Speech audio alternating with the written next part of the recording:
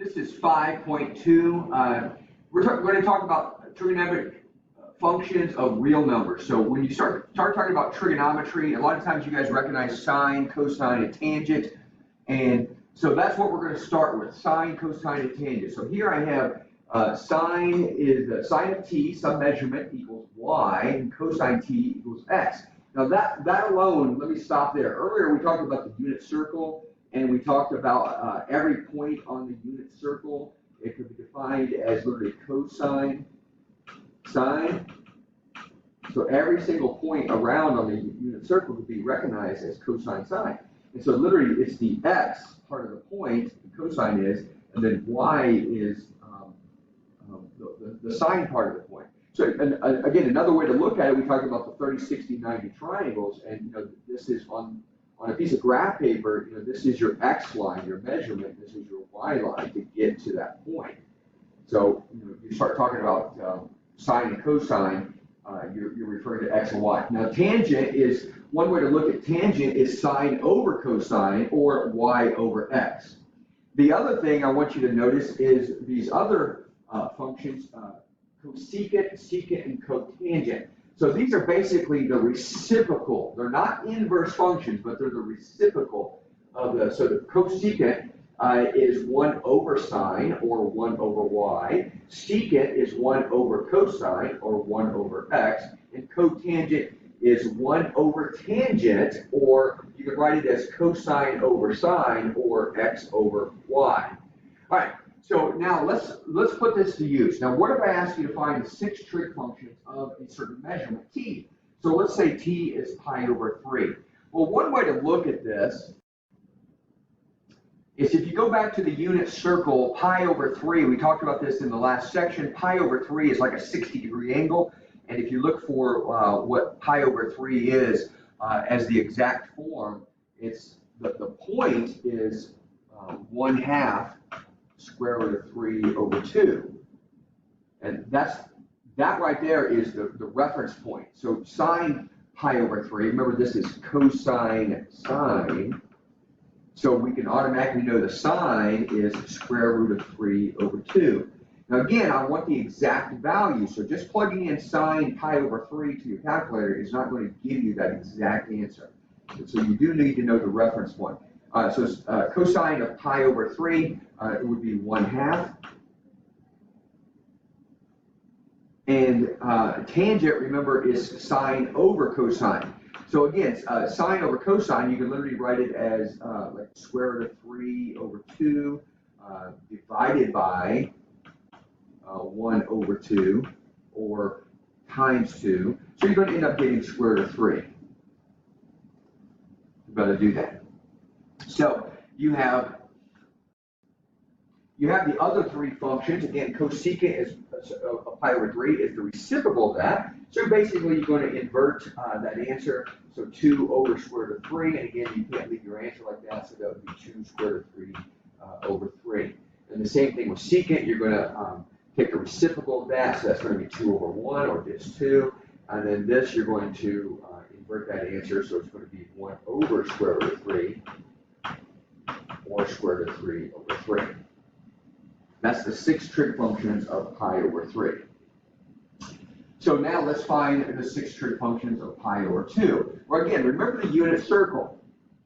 So, remember this is 1, 0. This is 0, 1. This is -1, 0. And this is 0, -1. Now, where is pi over 2? Well, if you remember pi over 2, 2 pi is all the way around the circle. Half of a circle is pi, and so pi over 2 would be this right here. So it's a 90-degree angle. So we're literally talking about this right here. And again, this is cosine sine. So sine of pi over 2 would be 1. Cosine would be 0. Tangent, if you remember, is sine over cosine. So 1 divided by 0. So this is actually undefined.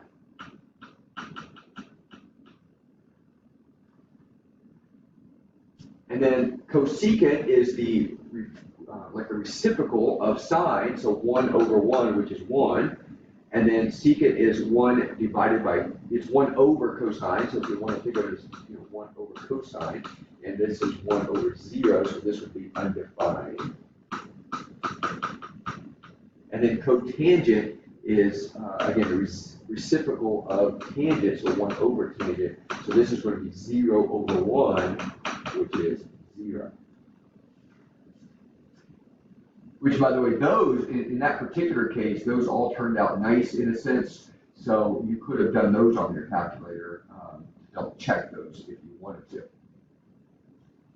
All right, so just something that you need to keep in mind, the signs of all trig functions. So again, think of the unit circle. So if you have a unit circle, like when I start doing sine, cosine, tangent, if I did all the 6 trig functions of certain, like the example I just now gave you, and if it happened to be on inside first quadrant, it means all of the sine, all of the trig functions will be positive. So this is when shows when positive. So all of the trig functions will be positive if I give you t is something within, from 0 to 90 degrees, so within this first quadrant.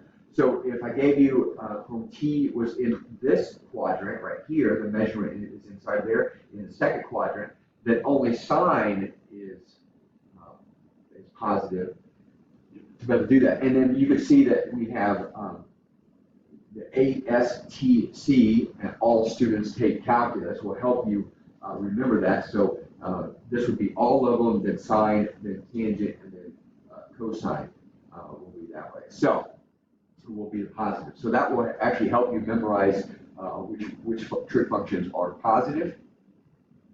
So if I ask you to do this says evaluate the following. So this is very similar to the last one. We have a cosine of 2 pi over 3. So think where 2 pi over 3 is. So again, think of the unit circle. And if we go 2 pi over 3, so on the unit circle, if you go 2 pi over 3, you're going to about right here. And where is that point? Well, again, if you want to convert that, some students think differently. So, if you want to convert that to angle, degree measurement, so that'd be 120 degrees. That's where you're going. And so notice what's left over. This is like a 60 degree, if you want to think of it this way, a 60 degree triangle left over.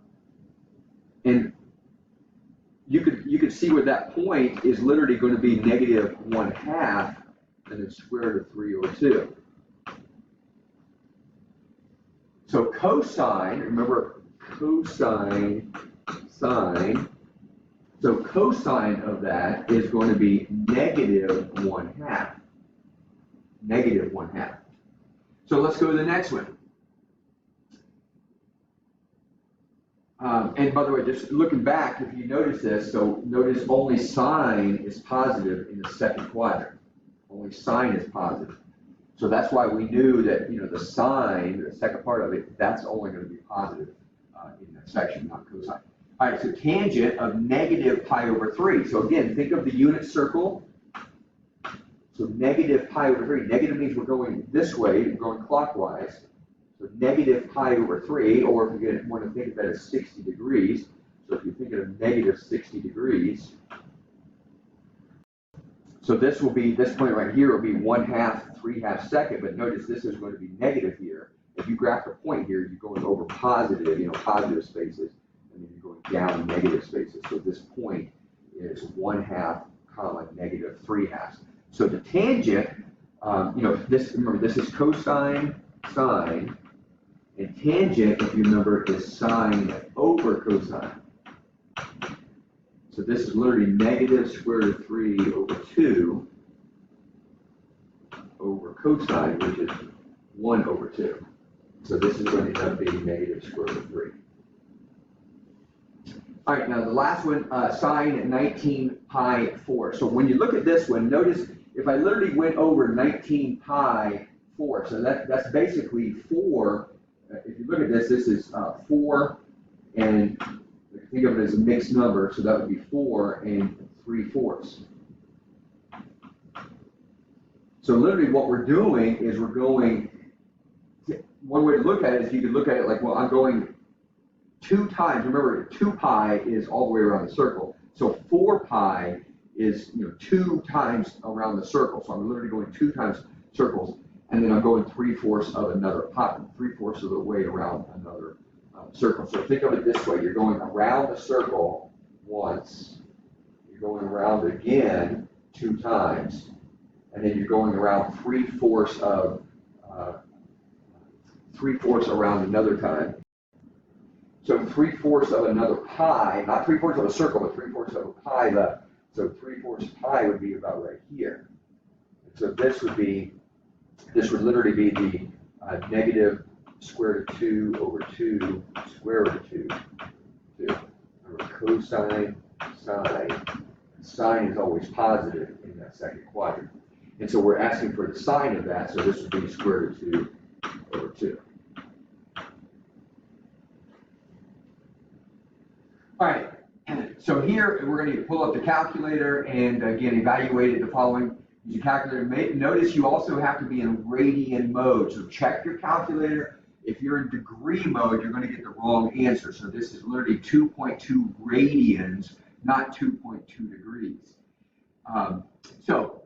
Just grab your calculator and check my calculations. So you might want to pause the video if you calculate these and then see if you have the same exact answers. And those are the calculations that I got. So double check your calculations. Again, it's just a matter of using your calculator to find that. You do want to pay attention to cotangent and cosecant. Notice those are the reciprocals of tangent and then sine. All right, so let's look at the identities. So these 3 identities, you might want to just pause it and write them down. So we got the sine squared plus cosine squared equals 1. Tangent squared plus 1 equals secant squared, and then 1 plus cotangent squared equals cosecant squared. So again, these are identities. So take them as truth. They are law, basically, and we're going to use those identities to help us solve certain type of problems. So let's look at this one. If cosine t equals 3/5 and t is in the 4th quadrant, I want to find the values of all 6 trig functions. So we're going to first look at the identity of what they have, the identity property. Sine squared plus cosine squared equals 1, and we know cosine is 3/5. So we're going to literally make that substitution in. So we made the substitution, we solved for sine, and we got all the way down to sine is plus or minus 4/5. You're like, well, which one is it? Is it plus 4/5 or negative 4/5? Well, notice it says it's in the 4th quadrant. So remember, all students take calculus. So in the 4th quadrant, because it tells us 4th quadrant, in the 4th quadrant, sine is negative. Only cosine is positive. So really what we know that the sine, we're only going to consider, and I'm going to just go ahead and erase that, we're only going to consider negative 4/5 there. So sine of t is negative 4/5. So now we know what sine is, and we know what cosine is. So now we can simply do all 6 trig functions. Because once you know sine and cosine, then you can do all the other ones. So sine, cosine. Then you can do tangent, which again is sine over cosine. And you can simplify this, and then cosecant, which is 1 over sine, and then secant, which is 1 over cosine, and then cotangent, which is 1 over tangent. All right, so then you just simplify all this, and then again, I just go ahead and calculated tangent, and I calculated all 6 trig functions. Again, if we know sine and cosine, then we can find all 6 of them. So that's trigonometry functions, comparing them with studying all the identities as well. And obviously the unit circle is going to come in handy knowing some of the basic stuff here.